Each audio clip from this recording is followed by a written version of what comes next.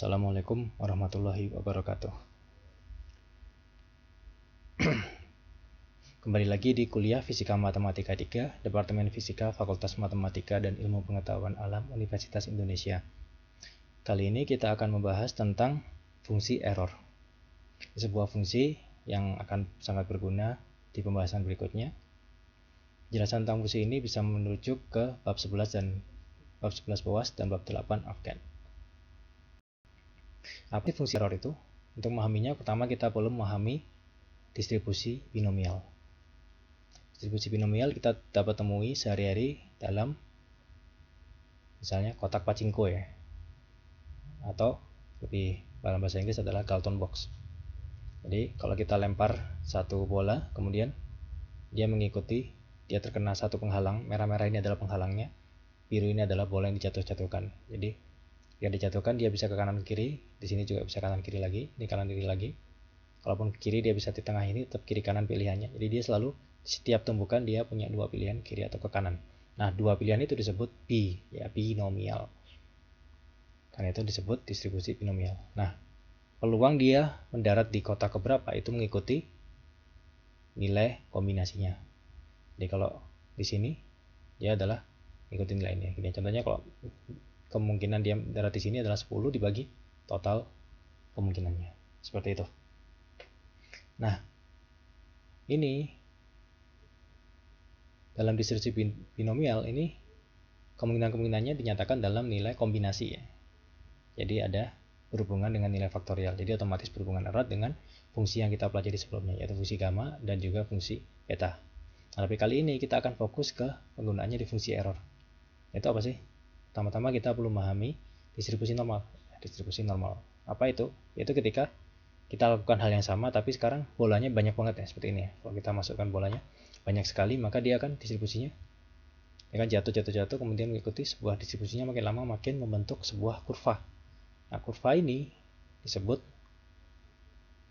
kurva yang rumus atau formula yang mewakili kurva ini itu disebut distribusi normal. Jadi persamaan umumnya seperti ini. Px sama dengan akar 1 per akar 2pi sigma kuadrat eksponensial minus x min mu kuadrat dibagi 2 sigma kuadrat. Nah, distribusi normal ini memiliki beberapa sifat ya. Salah satunya adalah yang pertama, ternormalisasi. Maksudnya apa? Jadi integral dari min ta hingga sampai ta hingga dari px-nya ini adalah 1, alias 100% ditemukan ya. Jadi kalau kita lempar bola, kemudian berapa peluang dia berada di antara x min ta hingga sampai x ta hingga? Kemungkinannya adalah 100%. Itu adalah makna dari ternormalisasi. Kemudian berapa nilai maksimum atau nilai rata-rata dari ekspektasinya gitu. Jadi kalau kita lempar, kira-kira dia akan berada di mana? Itu adalah nilai mu-nya gitu. Jadi kalau di sini tengah-tengah ini adalah nilai mu-nya. Jadi kalau kita lempar bola pachinko, kita lempar bola ke dalam kotak Dalton tadi, maka akan berada di mana kira-kira? Nah, itu akan diwakili dengan nilai mu ini. Kemudian satu lagi adalah sigma. Sigma ini mewakili apa? Dia mewakili nilai deviasi. Jadi kira-kira adalah persebarannya ini. Meskipun kira-kira nilai rata-ratanya adalah di sini, tapi dia bisa aja meleset kiri kanan. Nah, meleset ini itu adalah suatu sifat statistika dari tumbukan tadi, dari fenomena ini. Nah, dia mengikuti nilai deviasinya adalah sama dengan sigma kuadrat. Itu adalah distribusi normal. Jadi kalau sebuah distribusi, semua fenomena mengikuti, bisa tulis dalam distribusi seperti ini, maka disebut distribusi normal. Nah, sampai di sini kita sudah memahami soal distribusi normal. Maka di slide berikutnya, di pembahasan kita masuk ke pembahasan terakhir dan pembahasan utama dari video ini, yaitu tentang fungsi error.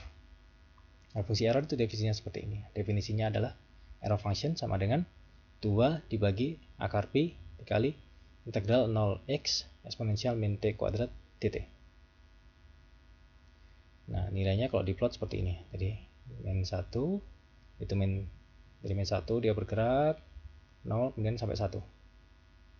Jadi kalau ini nilai ini kita tuliskan, kan ada duanya nih. Nah, kalau saya masukkan, kayak pasakan masuk, maka dia jadi min x ya, eksponensial min t kuadrat dt.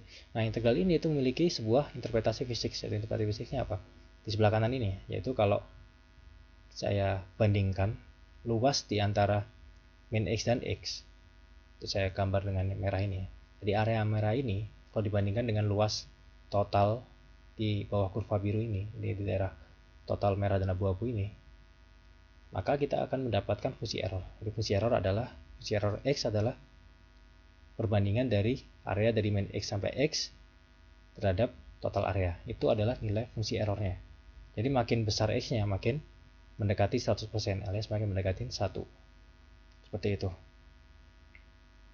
Nah, tapi kita perlu hati-hati bahwa kalau nilai X-nya negatif, bukan berarti ini kan kalau lihat gambar ini seakan-akan tetap min X sampai X sama X sampai min X itu seakan-akan tetap ya, tapi kita harus melihat definisinya bahwa dia adalah sebuah fungsi ganjil ya. Soalnya kenapa kalau X-nya ini kita ganti jadi min X, maka integral ini jadi negatif ya, seperti itu. Oke. Terima kasih atas perhatiannya. Jadi pembahasan kita hari ini adalah mengenai fungsi error dan definisi cara matematisnya ini, dan kita juga sudah menunjukkan bagaimana interpretasi fisikannya secara fisik seperti ini. Nah, ini akan berguna nanti dalam memahami formula Stirling. Seperti itu. Terima kasih atas perhatiannya. Assalamualaikum warahmatullahi wabarakatuh.